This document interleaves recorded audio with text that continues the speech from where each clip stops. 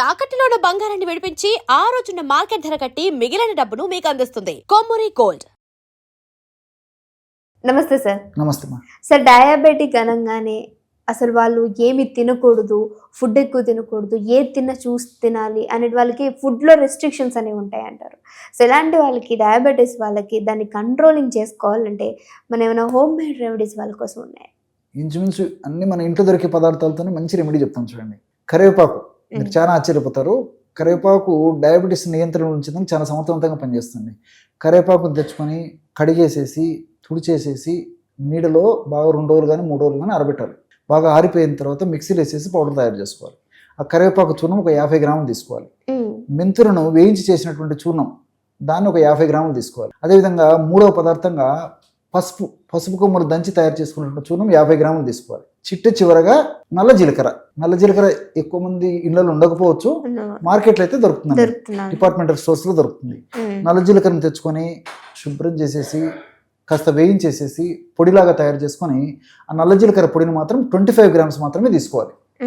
25 grams, మిగతావన్నీ 50 grams అయితే ఇది మాత్రం 25 గ్రామ్స్.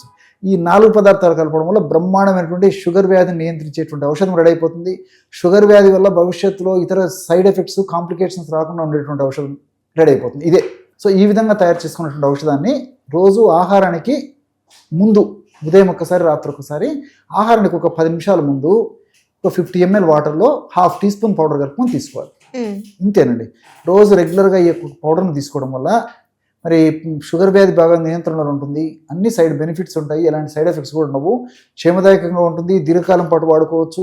అంతేకాకుండా ఇక్కడ మరొకటి మనం తెలుసుకోవాల్సింది ఏంటంటే, ఆధునిక కృత్రిమ రసాయన ఔషధాల యొక్క డోస్ బాగా తగ్గించవచ్చండి. అంటే ఇది వాడుకుంటూ తగ్గించవచ్చు. సర్వసాధారణంగా వైద్యుల వద్దకు వెళ్ళినప్పుడు షుగర్ వ్యాధిగ్రస్తులు 2 మాసాలకు, నెలకు కానీ 2 నెలలకు కానీ 3 నెలలకు కానీ వైద్యులు చెప్పిన మేరకు పోతుంటారు కదండి. సో వైద్యులు పరీక్ష ఇస్తారు. షుగర్ వ్యాధి తగ్గేసరికి వాళ్ళ ఔషధాలు కూడా తగ్గిస్తారు. సో ఈ యొక్క ఔషధం వాడుకుంటూ మరి వాళ్ళు చెప్పినటువంటి పద్ధతిలో వాడుకోవడం వల్ల ఆధునిక కృత్రిమ రసాయన ఔషధాలు బాగా తగ్గించడానికి వీలవుతుంది.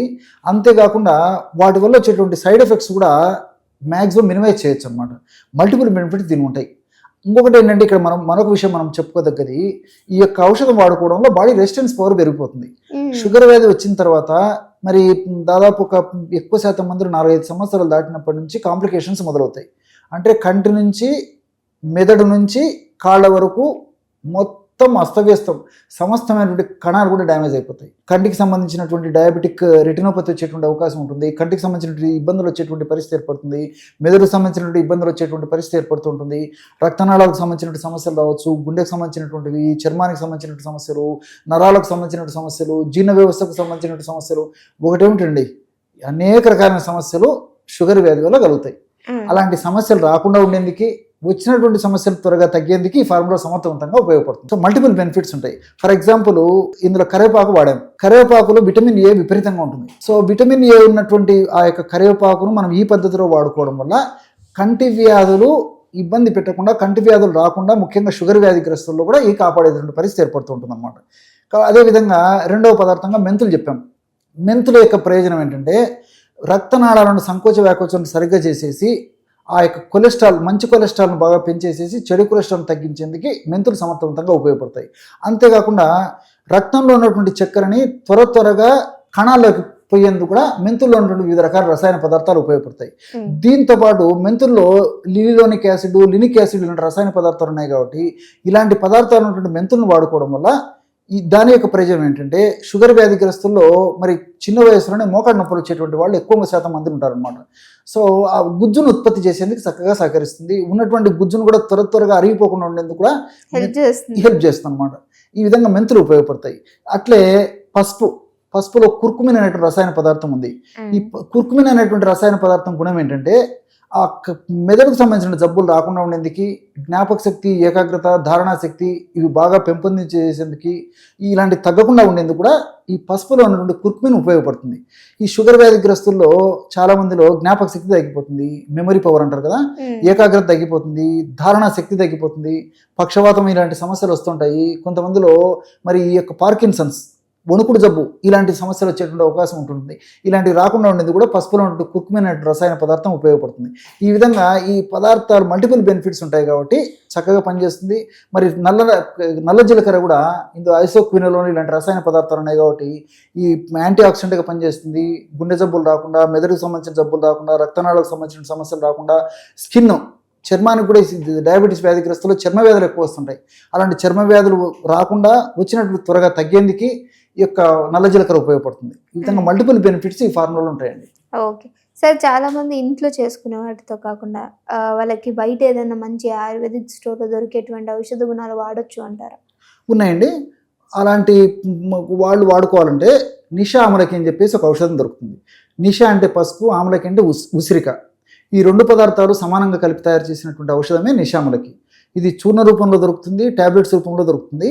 ఆ చూర్ణ రూపం అయితే 1/2 టీ స్పూన్ నుంచి 1 టీ స్పూన్ వరకు అవసరాన్ని బట్టేసి మరి పల్చటి మజ్జిగలో ఒక 100 ml 200 ml పల్చటి మజ్జిగలో కానీ లేకపోతే నీళ్ళలో కానీ కలిపి తీసుకోవచ్చు. ట్యాబ్లెట్స్ ఫామ్లో అయితే చిన్న ట్యాబ్లెట్స్ అయితే రోజు 2 లేదా 3 వరకు వాడుకోవచ్చు.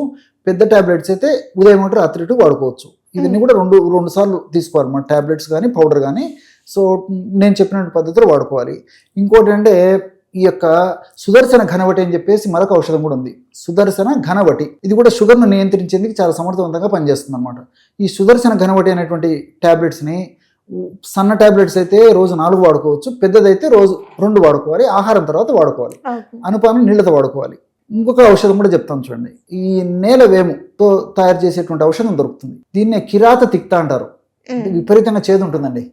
తిక్త అంటే చేదు, కిరాతం అంటే అతిగా వేపకంటే చేదు ఉంటుంది. తప్పదు, ఈ షుగర్ వ్యాధిగ్రస్తులు తప్పనప్పుడు వాడుకోవాల్సి వస్తుంది. ఈ నేలవేము చూర్ణము లేదా కిరాత తిక్త అనే పేరుతో పిలువబడేటువంటి ఆ యొక్క చూర్ణాన్ని తెచ్చుకొని రోజు ఉదయం పరిగెడుపున ఒక 1/4 టీ స్పూన్ కంటే తక్కువ, అంటే దాదాపు 500 మిల్లీగ్రాముల నుంచి 750 మిల్లీగ్రాముల వరకు వాడుకోవచ్చండి.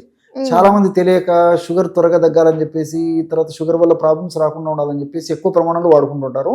సో అలా వాడుకోకుండా 1 గ్రామ్ లోపే, 1 గ్రామ్ అనేది మ్యాక్సిమం డోసు కాబట్టి 1/2 గ్రాము 30 గ్రామ్ తీసుకుంటే సరిపోతుందండి. ఒక 50 ml వాటర్లో కలుపుకొని తీసుకోవడం వల్ల కూడా షుగర్ చక్కగా నియంత్రణలో ఉంటుంది. అవసరమైతే 2 సార్లు కూడా ఇదే ప్రమాణంలో వాడుకోవచ్చు. Okay, thank you so much sir, మంచి ఇన్ఫర్మేషన్. ఓకే మా.